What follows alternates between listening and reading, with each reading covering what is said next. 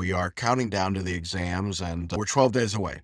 And wow, what a big time that is, and what an important time it is for most people in their studies. I empathize with you. And I know that some of you at 12 days are beginning to feel some fear. And I wanted to talk a little bit about fear and fear of flying, not the Erica Jong fear of flying, but the real fear of flying. Those of you who are listeners or students in our course know that I reference this occasionally. For many years, I absolutely wouldn't get on an airplane, refused to do it, even though I have a long lineage of airplane people in my family. My grandfather was the first flight surgeon in America. He was one of the founders of an airline. My father flew all sorts of aircraft, helicopters, planes, everything else. And I think it's a control thing. Couldn't fly them. I didn't understand them. And so they scared me. In any event, for many years, I just wouldn't get on a plane. I took trains everywhere and I let that fear control my life. And then a few years ago, I was in Florida and it was in the late fall. And my wife had gone to Dallas to be with her sister who was dying from breast cancer. And as it turned out, not very far from actually passing. Every year, there was the Susan Komen Race for the Cure in Dallas. And it was followed by a party at my wife's sister and her husband's home. And the party was an opportunity to celebrate life. And it was a very special event. And all of the family and friends came and it was a big deal. Everybody was there except me. And I was back at this point in Florida and absolutely terrified of flying and feeling really bad that I wasn't going to go. I got up on the morning of the race day, which was followed by the formal party. And this was a formal party, by the way. It was a party with tuxedos for the men and the women got all dressed up. It was a big deal. And I thought, I just can't let this fear continue to control me. I would say I was spiritual, but not always very trusting. But I said, God, I really don't know that I can do this, but I really feel like I need to be there tonight. So I checked in my closet and I still had a tuxedo and amazingly enough, it still fit. And I called my travel agent. This was back in the days when we actually used travel agents. Said, I need to go to Dallas. And she said, when? And I said, today. And she said, okay. And she said, there's one little problem, Jackson. The problem is that there is an approaching hurricane, in case you hadn't noticed, coming here to Florida. If you can imagine being a scared flyer, hearing the words hurricane and flight, not good. But I swallowed hard and I knew that my fear was getting increasingly great. And I said, it's okay, book the ticket anyway. She said, well, I don't know you're going to get out, but we'll try. So she booked the ticket and I showed up at the Orlando airport. And because of the only time available and the only flight I could get on, I knew there wouldn't be time to get to Dallas and change clothes and get to this party before it ended. In fact, I wasn't even sure if I was going to get there before the party ended. So I actually put on my tuxedo and I went to the airport in my tuxedo. And I got to the gate and the screening, and you can imagine what that was like, and got to the plane, and they said, we just don't know if we're going to be able to make it or not. We're going to try and get out before the storm gets too close. My knees were shaking. I was totally terrified. It might feel similar to what some of you are going to experience at the bar.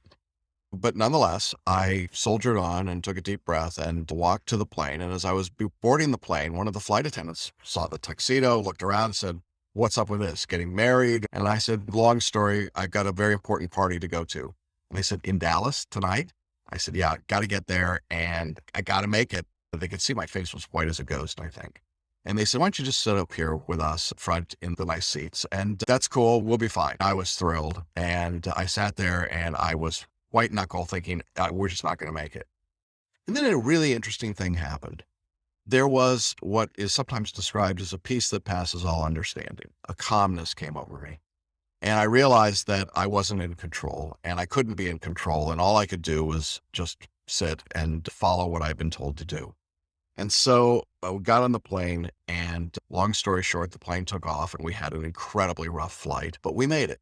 And I'm wearing the tuxedo. And when the plane arrives in Dallas, the flight attendant says, ladies and gentlemen, we've got a gentleman up front here who needs to get to a very important party tonight. And would you let him get off the plane first? And she said, he's the man that flies in a tuxedo. So I got off the plane, found a cab, took a very long cab ride to a place I'd actually never been before, got to the front door wearing a tuxedo, about 10 p.m., knocked on the door, and one of my other sisters-in-law was at the door, opened it, and you can imagine the look on her face when I showed up. You can also imagine the look on my wife's face and my children's faces when they realized that not only had I flown, but I'd flown through the hurricane in a tuxedo. The point of the story isn't to say what a great guy I am, because it really was something that should never have happened if I hadn't been so afraid of what was out there. I overcame my fears that day. I've flown hundreds of times, literally, since then. Never had a problem, never had a fear again. My point of this story for you today at 12 days is that some of you are facing fears like that. I absolutely understand what you feel like. It feels like the bottom's going to drop out. It feels overwhelming. It feels terrifying. It feels like you can't control it. And that's exactly the point. You can't control it. So what do? You do what you can. You metaphorically put on your tuxedo and you take the next step. You go forward. You do the work you can do today, tomorrow, and the next day. You get yourself ready for the test. You show up at the test wearing your tuxedo so that in your mind, I've done all I can do. It's not up to me anymore. Now it's just time to take the test. The great part about showing up in Dallas that night was it was the last time I saw my sister-in-law. She was very weak, but her eyes brightened because she knew that I had to overcome some huge fears to be there that evening. The point of you taking the bar exam, maybe just because it's the next step in your career, or maybe it's to get over some long held hurdles in your life, or maybe it's the opportunity to try something new. Whatever your reasons, whatever your motivations, you've done something good. You've done something that's challenging and worthwhile. Give it your best. Don't let fear control you. Control the situation. As you study for the next 12 days, go forward with optimism. Go forward with enthusiasm. Go forward with a smile on your face. It makes the trip a whole lot easier. Thanks for listening to my story about the trip, and I wish you all wonderful tuxedo rides as you head to the bar exam.